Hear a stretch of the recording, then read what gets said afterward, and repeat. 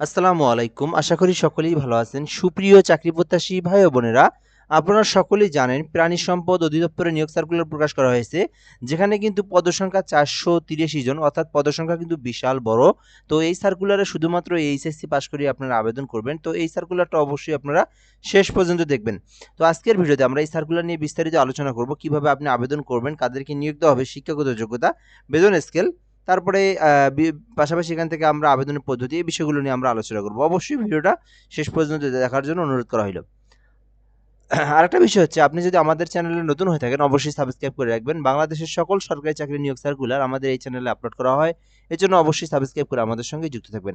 প্রাণী সম্পদ অধিদপ্তরাধীন রাজস্ব খাতভুক্ত নিম্নবর্ণিত শূন্য পদের বিপরীতে জাতীয় বেতন স্কেল ২০১৫ এর আলোকে বাংলাদেশের প্রকৃত নাগরিকদের মধ্যে যোগ্যতা সম্পন্ন প্রার্থীদের পদের পাশে বর্ণিত নিকট হতে শর্ত সাপেক্ষে অনলাইনে আবেদনের জন্য আহ্বান করা যাচ্ছে।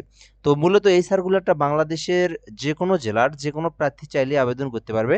নারী পুরুষ সকলে আবেদন করতে পারবে এবং আবেদনটা অবশ্যই অনলাইনের মাধ্যমে আবেদনটা করতে হবে।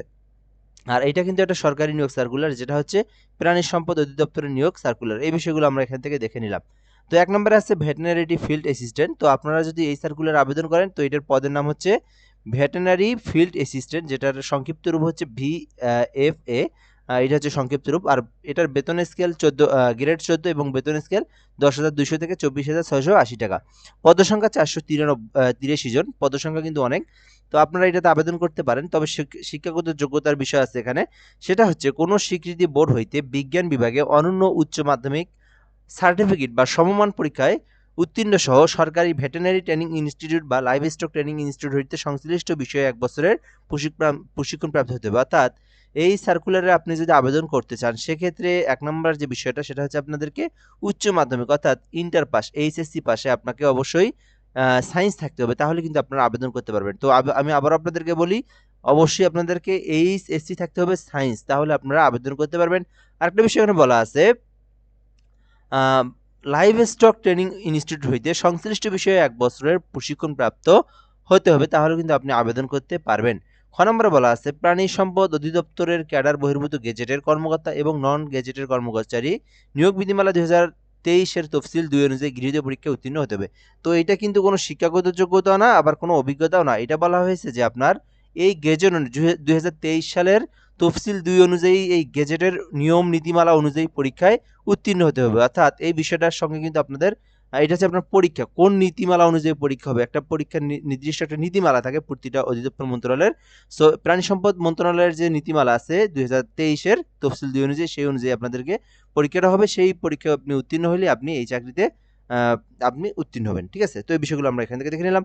এরপর আমরা দেখব এখান থেকে আবেদনের জন্য অবশ্যই আপনাদের যে বয়স যেটা সেটা হচ্ছে ১৮ থেকে ৩২ বছরের মধ্যে হতে হবে। ৩২ বছর প্লাস হইলে কিন্তু আপনারা আবেদন করতে পারবেন না।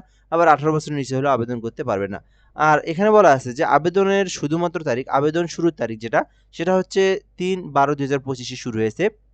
ডিসেম্বর মাসের ৩ তারিখে শুরু হয়েছে, যেটা কিন্তু আবেদনটা চলমান থাকবে ৩১শে ডিসেম্বর পর্যন্ত। অর্থাৎ এই মাসের একদম শেষ তারিখ পর্যন্ত এই আবেদনটা চলবে। তো এর মধ্যে কিন্তু আপনারা এই সার্কুলারে আবেদন করতে পারেন। তো যারা এইচএসসিতে সায়েন্স তারা কিন্তু অবশ্যই এই সার্কুলারে আবেদন করবেন। মোটামুটি অনেক বড় একটা নিয়োগ সার্কুলার। তো এখন আমরা দেখব আবেদনের জন্য যে মূল বিষয়গুলো। তো আপনি যদি নিজে আবেদন করতে চান ল্যাপটপ, পিসি, কম্পিউটার থেকে থাকে, সেক্ষেত্রে dlstelitech.com.bd এই ওয়েবসাইট হচ্ছে প্রাণী সম্পদ মন্ত্রণালয়ের ওয়েবসাইট। এই ওয়েবসাইটের মাধ্যমে আপনাদেরকে অ্যাপ্লিকেশনটা করতে হবে।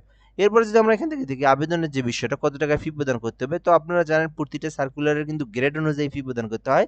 তো এখানে বলা আছে যে ২টি এসএমএস এর মাধ্যমে আপনাদেরকে ফি জমা দিতে হবে, যেখানে আপনাদের যে ফোন দিয়ে যে আপনারা যে পেমেন্ট দিবেন সেই সিমে আপনাদের মিনিমাম ১২০ টাকা রাখবেন। কেননা এখানে ১১২ টাকা লেখা আছে। ১১২ টাকা আপনার সরকারি ফি। আর ২ টা এসএমএস সহ প্রায় ১১৮ টাকা লাগবে। তো আপনারা ১২০ টাকা টেলিটক সিমের রিচার্জের জন্য রিচার্জ করবেন, তারপরে আপনারা ফি জমা দিবেন।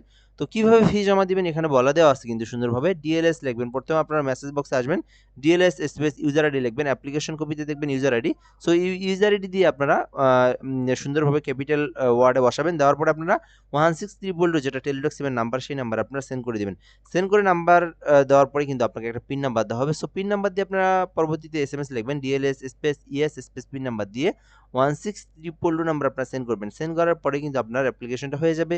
পেমেন্টের টাকাটাও কেটে নিবে এবং আপনাকে কিন্তু একটা ইউজার আইডি পাসওয়ার্ড দেওয়া হবে, যেটার মাধ্যমে আপনি আপনার পেমেন্টটা পরবর্তীতে দেখেও নিতে পারবেন। সো এই পদ্ধতিতে আপনার আবেদন করতে হবে এই ডিসেম্বর মাসের 31 তারিখ পর্যন্ত সময় আছে এর মধ্যেই।